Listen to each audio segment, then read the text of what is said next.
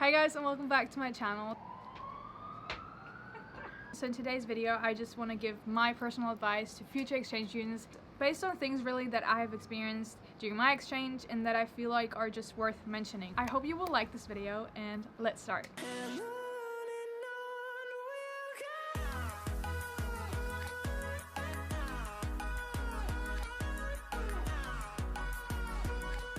Let's just start off with one of the biggest topics exchange students talk about before going on exchange, which is probably packing. I know it's harder than it sounds. Try to not overpack. Try to at least pack all the clothes that you need for the first season that you're going to be in when you arrive in your host country.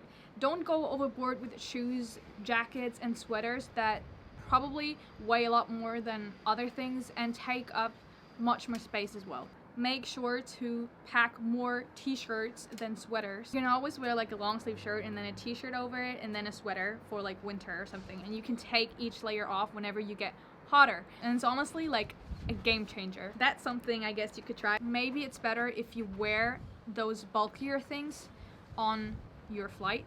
Remember that you can always get stuff in your host country too, so only bring the things with you that you really love and that you just kind of like can't live without, if that makes sense. If you're already unsure about a t-shirt or a jacket or whatever, just leave it, because you're probably just gonna regret it and you might have trouble checking in your luggage because you have overweight. Saying goodbye is freaking hard, especially for those who are really attached to their family and friends. Just know that it's something completely normal and nothing to be scared of. Like so many other things in life, it's a process that just takes time and patience, but I promise that it will eventually get better, especially once you've settled in your host country and you've already gotten to know some people, and you know, you've already adjusted yourself a little bit to the new environment.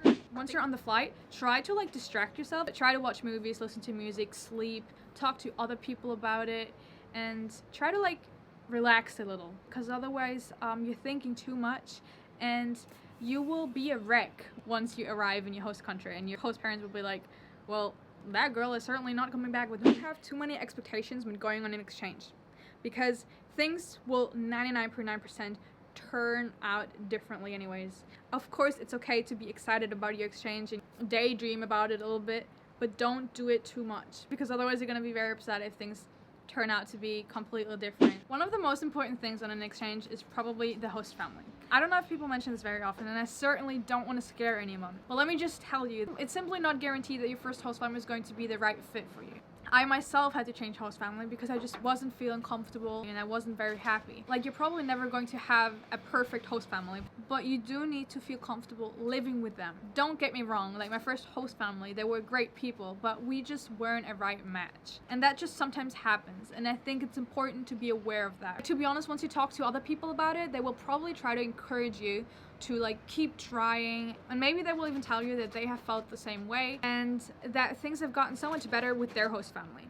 But that doesn't mean that the same thing is going to happen to you. You really need to make sure to try everything you can to make the situation at home better. But if you don't see any progress, like after a month or 2 months, go talk to your local coordinator, your school, your organization, whoever is responsible for you. Like your parents or even you're paying so much money for you to have a great time, and I think the bare minimum you can expect for the amount of money that your parents are paying is for you to feel comfortable in a host family. And if that's not the case, then you should have the right to ask them if you can change. Adjusting to everything that is new takes time.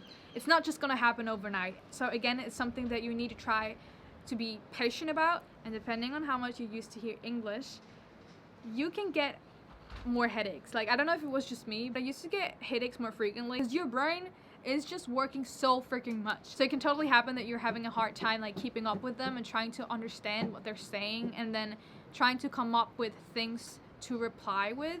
Like, it's just a mess, and your brain needs time to get used to all those new things. On top of that, locals can speak faster than you're used to. If you're going to school with a lot of other internationals, it's very likely someone speaks better English than you do.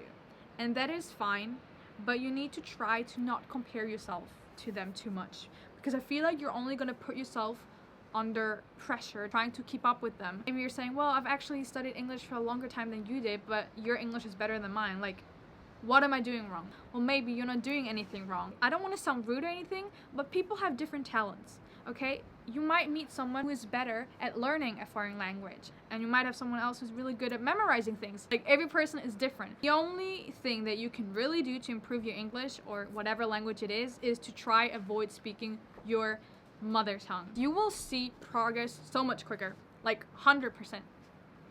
Yes, right, Mom? You meant to say yes. Missing your family is so normal. It is hard, again, especially for someone who's really close to their family and friends. I've mentioned this in my previous videos. You have to try out different things and find your method to deal with homesickness. Mine was always to call my parents and to call my friends and just talk to them, because I knew that they were gonna make me feel better and they were gonna make me laugh. It's so windy up here. My organization always said that an exchange is like a roller coaster, and I think that's a really nice way to put it, actually. But I also think that it applies to literally everything in life. Like, you have highs and lows, right? Like a roller coaster, you know? And it's my mom watering those beautiful plants, right? Stop! Like, I don't want to sound dramatic, but although you're probably going to have the best time of your life, you're also going to have one of the hardest times of your life. I just want to give you guys my honest opinion. Well, now you decide to come out. So sorry for all those background noises that you keep hearing. Like, it's either the train, or it's either my mom watering the plants, or it is the light that is constantly... I believe in this, I don't know what you call it, actually. I'll try to explain it. 5 bad things happen to you, and like the universe will give you 5 good things again to balance those 5 bad things out, you know? So when you're down here, just remember that eventually, even if it seems very far away in that moment, it will get better. Finding friends can take a long time, but doesn't necessarily have to. Like, it depends on your attitude. If you're this open and positive minded person who approaches people, who talks to them, then you're sweet. But if you're this shy person, or just this person who has this attitude of, well, I certainly don't want to go and talk to people first. Someone wants to get to know me, they should come and talk to me. Well, then you probably find yourself having a rough time, because that's just not always going to happen. You can't assume that people will always take the first step for you. Try to step out of your comfort zone and really try to, like, even the neighbor just opened the window to come and listen to my advice. Yeah, if anybody else wants, like, free advice for exchange students, yes, don't pay too much attention to people's opinions on your exchange, because you're 99% never going to see them again. The thing is that you will 99% gain weight. I know some people will be proud of that, others will not. As hard as it is for certain people to lose weight, it can also be very hard for skinny people to gain weight. Believe it or not, I eat normal, like whatever that means. I eat healthy. I never really gained weight. I went on an exchange. I also have to say that it was during puberty, so my body was automatically undergoing change. But I guess it just kind of sped things up for me. You will have to start taking care of certain things that your parents would have done. And although people might be offering you their help, I feel like ultimately you can only rely on yourself.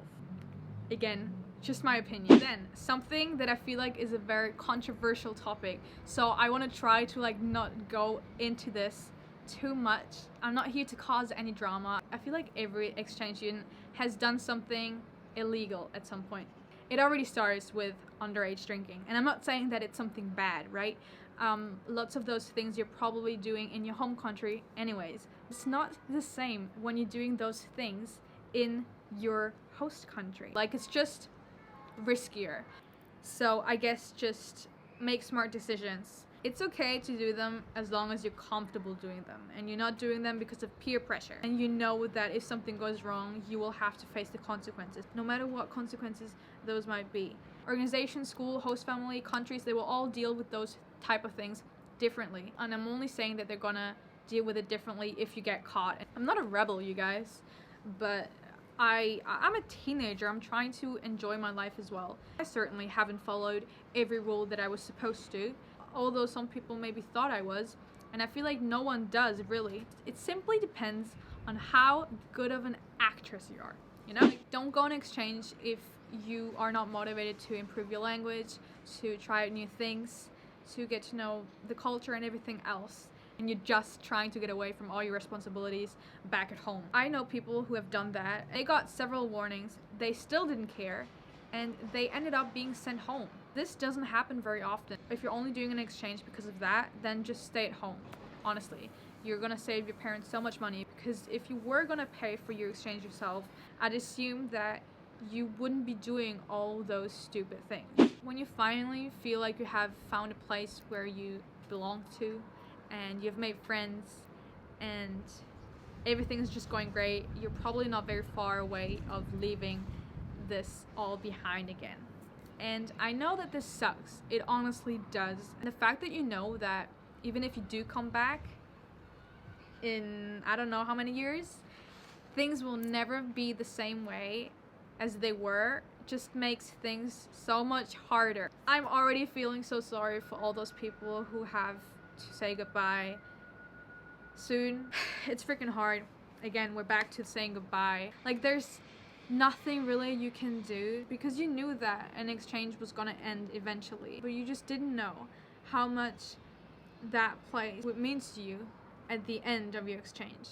And now that you have reached that point, life can seem very unfair, and you're like, I don't know how life is gonna look like back at home. Some people will be jealous that you won an exchange and they didn't. Some people will simply get annoyed because they feel like the only thing you're talking about is your exchange. I guess that's normal, again, and you just need to accept it. You literally just have 2 homes now, and no matter where you are, there's always a part missing. At least that's how I feel. But then again, I feel like it totally depends what type of experience you've had during that exchange. Some people will be so sad when they leave, and others will actually be super excited that this whole thing is over and are only gonna be a little sad. I literally cried for the first flight, which was like 1.5 hours. The flight attendant even came to me and she was like, would you like some tissues? I was like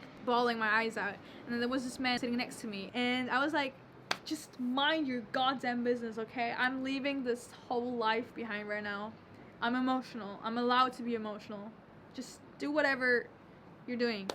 It was so frustrating. I was so sad. Things get even worse, I feel like, when you're back home, because life is just not the same back home, and people will most likely have changed. Again, don't have too many expectations for when you go on exchange and when you go back to your home country. It will be different anyways. Like I said before, no one will ever know what you have gone through during an exchange unless they were an exchange student themselves. And even then, not every exchange student can relate to every other exchange student, because you might have had a really great exchange year, or even if you were there for 6 months or whatever, really. But for someone else, that exchange could have been a lot worse. I'm gonna move you guys again. Although I'm with my family now, I miss my friends, not only in New Zealand but also my friends back in Switzerland. So it's not easy. Like, if you make international friends from Brazil, Germany, Spain, whatever country, you will miss them on top of that. Hopefully I could help out some of you guys, especially those who are planning on going on exchange. If you have the opportunity to go on exchange, definitely do it. It's probably going to be the best investment of your life, and it's something that no one will ever be able to take away from you. It's just awesome. I just don't see how going on exchange can be a punishment or something negative. Despite all those, you know, lows that we talked about, it's overall such a great experience, and I would always do it again. So if you enjoyed watching this video, then please don't forget to give it a thumbs up, and if you haven't subscribed to my channel yet, feel free to do so. And then I'd say we'll see us in my next video. So thank you for watching again, and take care.